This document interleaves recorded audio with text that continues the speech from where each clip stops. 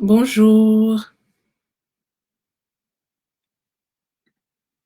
bonjour à tous. J'espère que vous allez bien. Je prends juste quelques secondes, le temps de partager le live, vérifier que tout est bon sur ma page. Bonjour.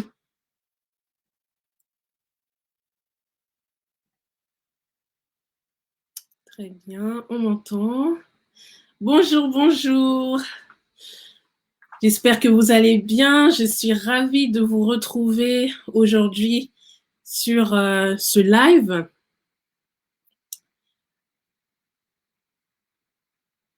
Je suis ravie de vous retrouver aujourd'hui sur ce live.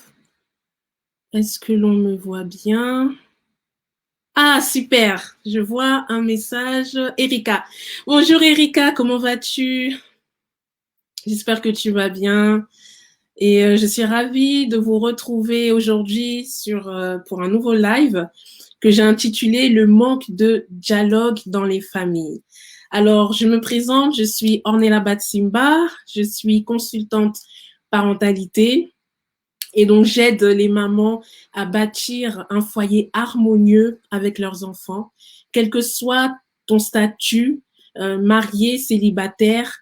Je m'adresse à toi justement pour transformer ta vie familiale, pour atteindre la vision familiale idéale que tu as et pour te dire que c'est possible de vivre dans un foyer harmonieux avec ses enfants. Ah super, c'est un sujet que tu trouves très intéressant, Erika. Super, merci. Et donc, je suis épouse et mère de 2 enfants. Et donc, j'ai à cœur de partager mes connaissances dans ce domaine, dans la parentalité, parce que j'ai une vision. Une vision, ma vision, c'est quoi? C'est de voir nos enfants, nos jeunes enfants, devenir des adultes épanouis, des adultes équilibrés, des adultes qui savent agir dans la société, qui sont à l'aise et qui peuvent impacter dans leur génération. Et ça, c'est possible. Mais pour cela, nous devons poser des bases. Et ça passe par l'enseignement, ça passe par l'éducation. Alors, c'est pour ça que je suis sur les réseaux sociaux pour pouvoir aider le maximum de parents à aller vers cette vision-là. Si tu es là, n'hésite pas à me faire un petit coucou, même si tu écoutes en replay, un petit coucou dans les commentaires ou des messages et j'y répondrai avec plaisir au fur et à mesure. Alors, le manque de dialogue dans les familles. Ah. C'est un sujet qui me parle beaucoup parce que c'est souvent que l'on constate cela. Le manque de dialogue.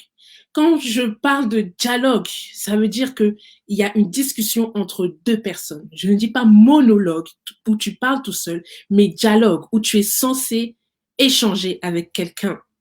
Et souvent, dans nos familles, on n'a pas ça. Entre les parents et les enfants, il n'y a pas de dialogue. Entre le père et la mère, il n'y a pas de dialogue. Entre le frère et la sœur, il n'y a plus de dialogue. Mais j'aimerais me concentrer, du moins pour le live d'aujourd'hui, sur le manque de dialogue entre les parents et les enfants.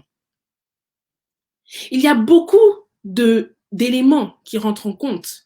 Il y a beaucoup de facteurs qui rentrent en compte sur le fait qu'il n'y ait plus de dialogue dans les familles. Et j'aimerais qu'on parle de ça aujourd'hui. J'ai noté quelques points. Bien évidemment, je souhaite que ce live soit interactif. Donc, n'hésite pas à partager ton point de vue, à ajouter ton expérience, ton vécu, ce que tu rencontres également dans ton environnement, dans ton entourage, pour pouvoir alimenter ce live et que nous puissions ensemble avancer. Alors, j'ai remarqué, qu'est-ce qui fait qu'il y a un manque de dialogue entre les parents et les enfants? Première chose que je peux dire, c'est par rapport à l'éducation que l'on a reçue. Toi, tu as reçu une certaine éducation où dans la maison de ton père, dans la maison de ta mère, on ne discute pas. On n'échangeait pas. On passait nos journées à l'école, au travail pour les parents. On se retrouve le soir. Le père est fatigué. La mère fait ce qu'il faut pour pouvoir tenir le foyer, donner ce qu'il faut aux enfants et faire en sorte qu'ils se couchent pour le lendemain. Et il n'y a pas forcément de lien. Il n'y a pas forcément de lien. Mais parce que c'est comme ça. C'est comme ça que c'est la normalité. C'était la normalité dans la maison de tes parents.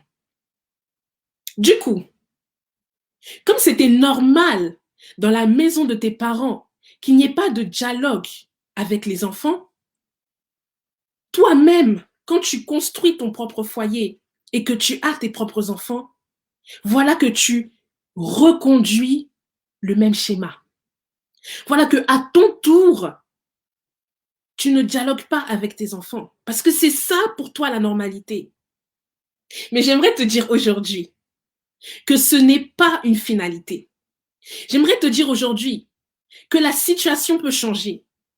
Si tu as grandi dans un environnement où il n'y avait pas de dialogue entre tes parents et toi, ça ne veut pas dire que ce soit obligatoirement la même chose lorsque tu as ton propre foyer, tes propres enfants. Change ta perception. Change ton schéma de pensée. Change la façon dont tu veux créer du lien avec tes enfants. C'est vrai que le dialogue est très important avec nos enfants. C'est ce que je fais tous les jours avec ma fille. Well done, Erika! Yes, that's it. C'est ça. Apprenons à dialoguer avec nos enfants. Et c'est possible de partir d'un point où on peut dire zéro, où il y a très peu de considération de l'enfant, à une progression où on arrive à dialoguer, même ne serait-ce que petit à petit. Rien que d'entendre la vision de l'enfant, d'entendre la voix de l'enfant. Autre facteur qui rentre en ligne de compte dans le fait qu'il n'y ait pas de dialogue dans les familles, c'est le caractère, ton propre caractère en tant que parent.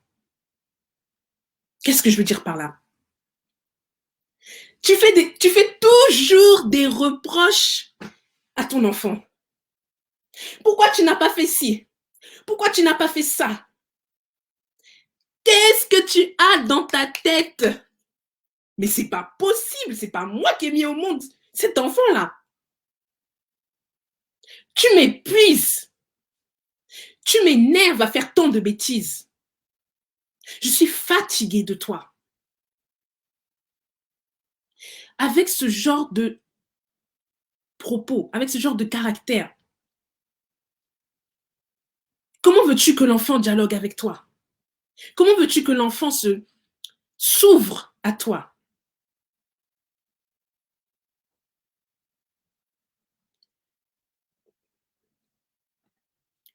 Juste demander comment s'est passée la journée amène le dialogue. Très bonne approche, Erika FL.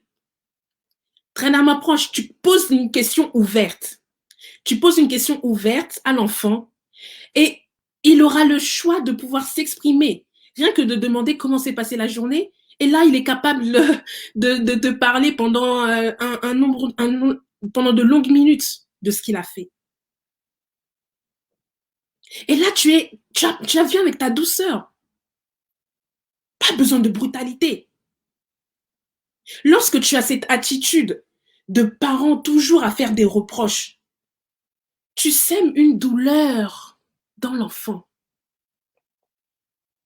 qui va encore réfléchir et se dire ah, ma mère est fâchée, j'ai fâché ma mère, qu'est-ce que j'ai fait? J'ai fait du mal. Et là déjà il y a comme une barrière qui est en train de se lever entre toi et l'enfant. Et cette barrière là empêche le dialogue. Alors, j'aimerais te poser cette question. Si les paroles que je dis, si les propos que je tiens te touchent, si tu te sens concerné par cette attitude-là, ce caractère toujours accusateur, de reproche, de vouloir tyranniser l'enfant, j'aimerais te demander, Qu'est-ce qui se passe? D'où est-ce que ça vient? Pourquoi as-tu cette attitude? Parce que le but, ce n'est pas seulement de blablater. Le but, c'est de progresser ensemble, de travailler ensemble et de devenir une meilleure version de nous-mêmes. Pourquoi?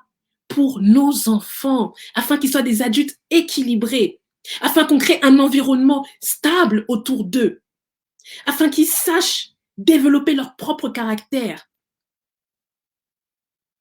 et qu'ils puissent, une fois être dans la société, avoir les armes pour pouvoir répliquer dans ce monde rude. Si tu tiens ce genre de propos, qu'est-ce qui se passe? Pose-toi un instant. Quelque chose t'a énervé? Quoi? L'enfant lui-même t'énerve parce que tu n'es plus avec son papa. Parce que l'enfant ressemble à son papa et ça te... Tu peux même plus voir la tête de l'enfant parce qu'il ressemble à son père qui t'a fait espérer tellement de choses et qu'au final t'a délaissé. Mais est-ce que c'est sur l'enfant qu'il faut répercuter la faute? Non. L'enfant est innocent. Il ne cherche qu'à pouvoir se sentir aimé. Bonjour, bonjour Papa Thierry, Ndeke. Merci pour ta présence sur ce live, je suis honorée. J'espère que tu vas bien. Oui, oui, oui, vous confirmez. Le dialogue est très important. Et c'est pour ça que j'aimerais appuyer sur le fait que dans de nombreuses familles africaines particulièrement, noires, on manque de ça. On manque de ça. Et l'enfant a besoin de se construire à travers le dialogue avec ses parents. Et c'est pour ça que je veux faire ce live, pour sensibiliser le plus grand nombre à l'importance de dialoguer avec ses enfants. Les conséquences des paroles négatives que tu dis à ton enfant. Qu'est-ce que ça crée en lui? Un manque d'estime de lui-même, une baisse de la confiance en lui. Parce que tu, en tant que maman, en tant que parent, tu es son modèle. Et si son propre modèle lui dit, tu ne vaux rien, il va le prendre pour acquis. Et ça va laisser une trace. Donc si un enfant grandit dans un environnement où le dialogue, c'est seulement des paroles négatives, tu ne vaux rien. Qu'est-ce que tu fais de bon? Oh, toi, est-ce que même tu vas devenir quelqu'un quand tu seras grand? Il grandit dans cet environnement continuellement. Comment veux-tu qu'il soit stable une fois adulte? Comment veux-tu qu'il ait des relations équilibrées avec d'autres personnes? Comment veux-tu qu'il puisse s'imposer, avoir confiance en lui dans les situations professionnelles, dans les relations avec les autres, dans les relations affectives? De grâce, soyons sensibles à ça. Parce que par le manque d'estime, le manque de confiance en soi, il suffit que ton enfant rencontre une autre personne qui prend le dessus. Et voilà que psychologiquement, ton enfant est atteint. Parce qu'il n'aura pas les nerfs solides, la base solide pour pouvoir contrecarrer.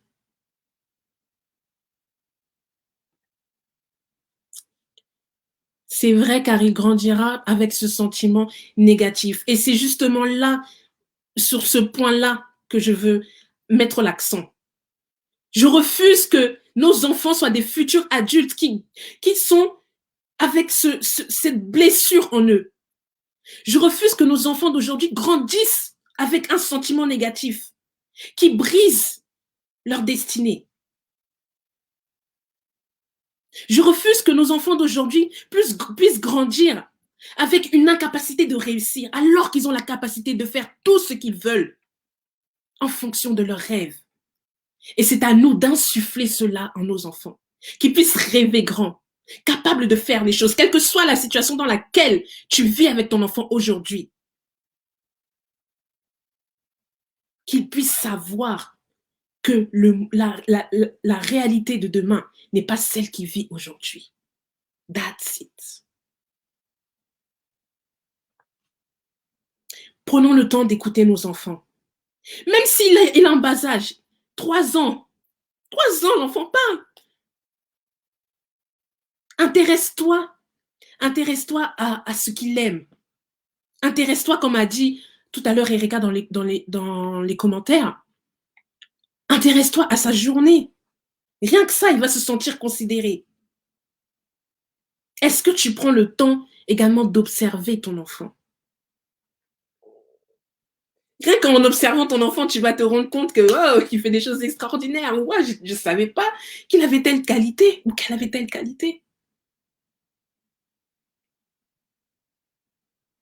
Je dirais même instaure un temps. Si tu as plusieurs enfants, un temps individuel avec chaque enfant. Chaque enfant est différent. Chaque enfant a son propre caractère. Après à la fin de la journée, accorde un temps particulier face à face avec chaque enfant. Que chacun se sente écouté. Avoir cette relation avec toi. Moi, c'est ce que je fais. Bon, j'ai 2 enfants, mais chaque enfant a son temps particulier avec moi.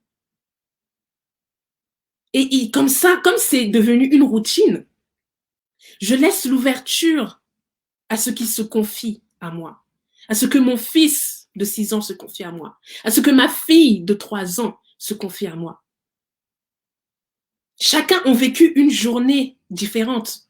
Chacun a une perception différente en fonction de leur âge. Et chacun est à l'aise de pouvoir me parler de tout et de rien. Et c'est comme ça que j'apprends des choses qui se passent à l'école. C'est comme ça que j'apprends des choses qui se passent à l'école et c'est comme ça que tu vas te dire, ah, mais ça, je ne suis pas d'accord avec ce mode de fonctionnement. Mais si tu n'as pas de dialogue, si tu n'as pas ce créneau où l'enfant peut se confier à toi, comment tu peux savoir ce qui se passe à l'extérieur? Car les enfants ne sont pas avec nous toute la journée.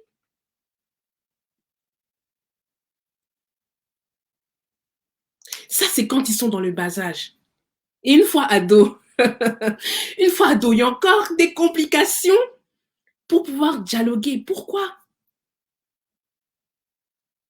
Je me rappelle quand j'étais ado, les discussions avec mes parents n'étaient pas forcément faciles. On a une autre vision du monde. Nos parents ont une autre vision du monde. Nous, en tant qu'adolescents, on a une autre vision du monde. On a aussi, on vit aussi de nouvelles expériences. On découvre des choses. On commence à sortir. On a des nouvelles émotions.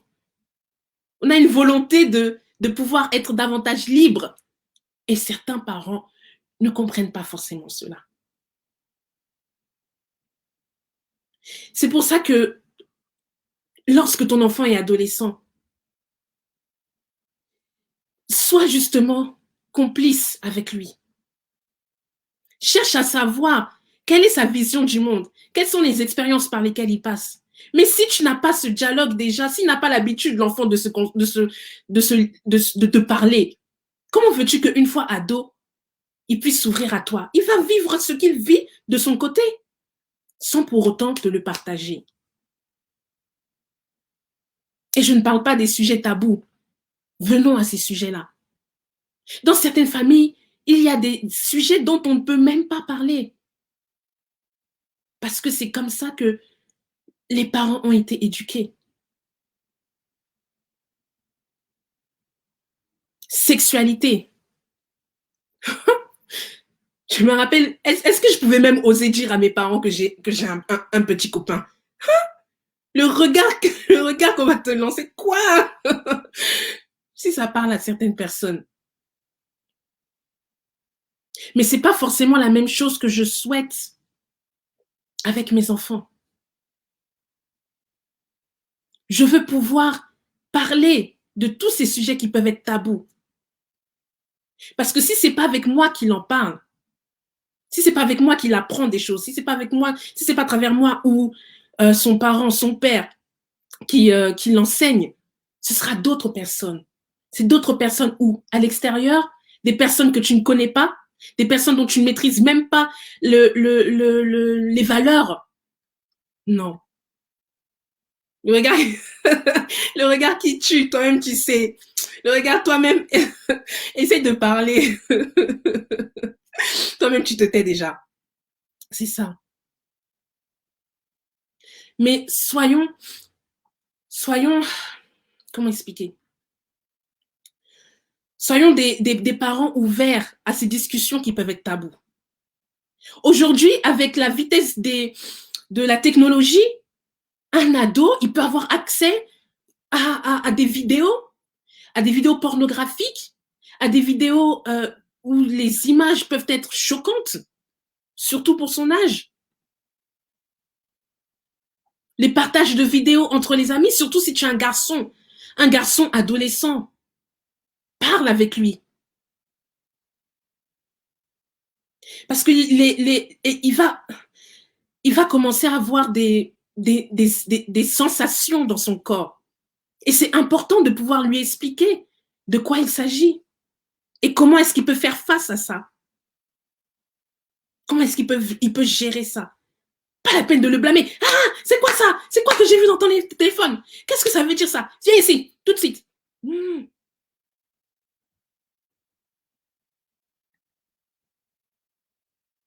C'est pourquoi j'ai pris les devants avec ma fille pour discuter de tous les sujets. Yes, Erika!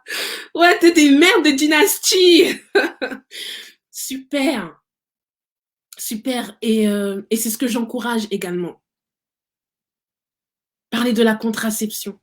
Ça ne veut pas pour autant dire que tu es d'accord que ta fille puisse vagabonder. Au contraire, c'est en prenant les devants que tu vas éviter d'arriver dans des situations où, voilà, ta fille se retrouve à, à mener une grossesse à la maison à peine 16 ans.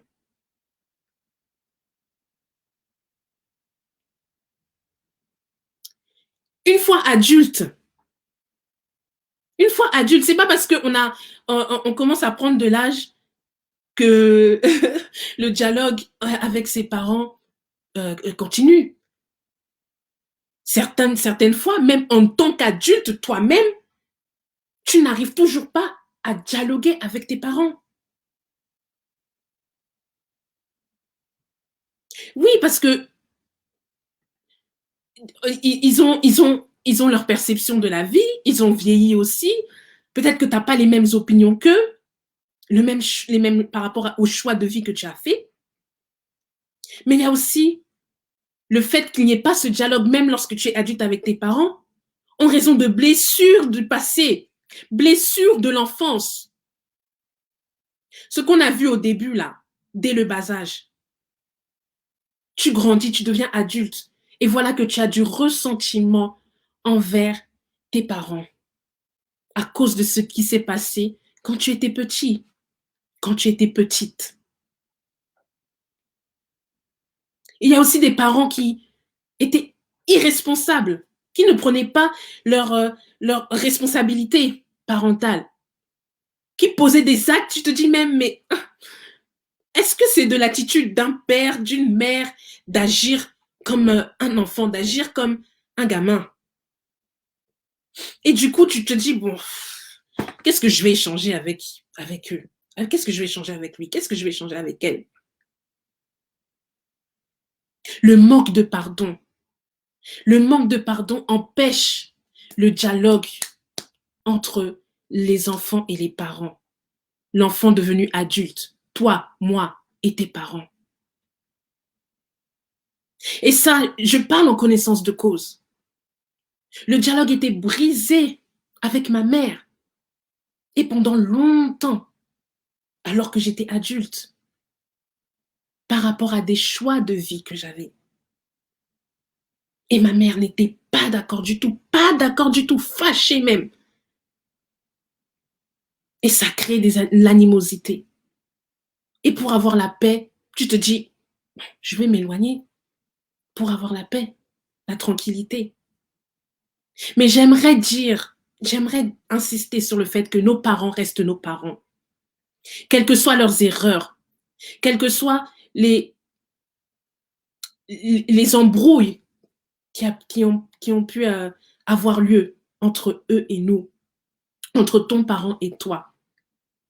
Quel que soit ce qui s'est passé dans le passé, maintenant que tu es adulte, peut-être même que toi-même tu fondes ton propre foyer, tu as tes enfants, tu prends conscience que ah, j'aimerais bien que mes enfants puissent aussi connaître leur mamie, connaître leur papy. Le temps est limité sur la Terre. On ne sait pas de quoi demain est fait. Avec l'actualité, on voit que du jour au lendemain, on peut entendre une nouvelle qui nous touche. Alors c'est pour ça que j'ai travaillé sur ce manque de pardon pour pouvoir relier contact avec ma mère et pouvoir aller de l'avant. Parce qu'il y a une vérité dans la vie, c'est qu'à travers tes parents peuvent te propulser, te bénir et te faire avancer dans ta vie. Pour éviter de rester dans ton statu quo, pour éviter de rester bloqué dans ta situation. Essaie de voir si ce n'est pas parce que tu es en conflit avec un de tes parents. Cherche à rétablir le dialogue. Et tu verras déjà la paix en toi, en ton cœur. La joie de savoir que le contact est relié avec tes parents, même si c'est seulement de manière cordiale. Ça ne veut pas dire que tu vas rester ami comme si rien ne s'était passé. C'est simplement de pouvoir arranger. Et tu verras qu'il y a des choses qui étaient bloquées dans ta vie qui vont se rétablir. Des portes qui étaient fermées qui vont s'ouvrir. La paix dans ton cœur. Et ça n'a pas de prix. Donc voilà ce que je voulais partager avec vous dans ce live. Je regarde s'il y a des questions, des partages dans les commentaires. J'espère que ça a pu vous inspirer un peu. J'espère que ça a pu vous parler dans votre propre vie, dans les situations dans lesquelles vous passez. Et je serais ravie de vous retrouver lors d'un prochain live pour échanger sur un autre thème qui concerne toujours la parentalité, l'éducation de nos enfants, notre rôle en tant que maman, puisque je m'adresse principalement aux mères, aux futures mères, à toutes les personnes qui s'intéressent à la bienveillance envers les enfants. Et ensemble, bâtissons des enfants qui deviennent des futurs adultes épanouis. J'ai passé tous les commentaires. Merci pour vos messages, merci pour vos cœurs, votre présence. Et n'hésitez pas à partager cette vidéo dans votre entourage auprès des femmes, des mères autour de vous, afin de sensibiliser le maximum de personnes.